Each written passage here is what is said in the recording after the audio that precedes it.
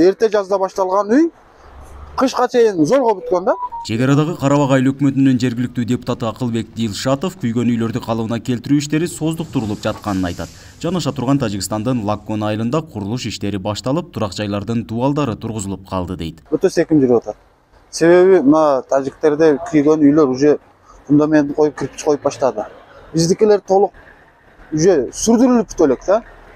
Ол бир кило цемент түшүп, бир шагал төгөл бир кирпич коюла элек ал. Качанкы бул турушта эртең кыш келет.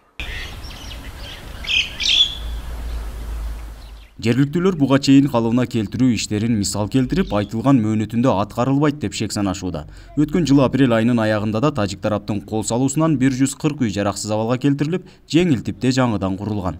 Анда да эгемендүүлүк күнүнө чейин толугу менен курулуш иштери аякташы керек болуп, октябрь айына чейин созулган. Мурунку ушундай тополоңдо жазда өзү эрте жазда башталган үй кышка чейин зорго бүткөн да. Эң акыры ушу кышка калып кетейин деп күздө бүткөн. Азыр бул турушта мурункудан дагы абал оор, тем более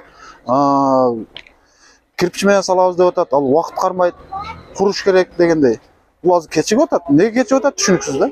Биз 2 айга деп сурок берип атабыз. Бул жолкусунда облустук капиталдык курулуш мекемеси куруучуларга 2 ай мөөнөт берилгенин айтышууда. Бул аралыкта 104 чарчы метр кыштан курулган үй даяр болуусу керек. Мам курулуш тарабынан өзүнүн проект долбоорлорун даярдалган.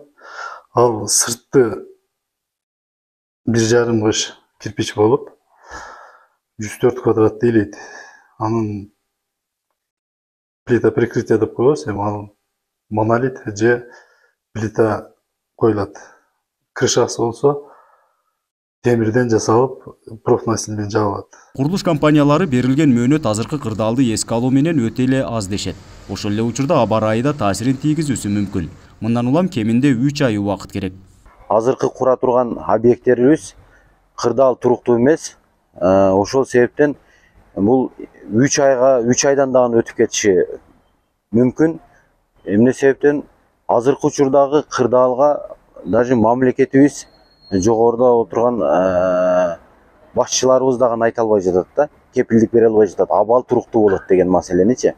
Ошол себептен буга толук айта алам, 2 ай, 2,5 айда бүтпөйт бул. Облустук бийлик жакынкы күндөрү курулуш иштери башталаарын билдирди. Тендерден уткан компания аныкталып, тазалоо иштерин гана күтүп турушат экен.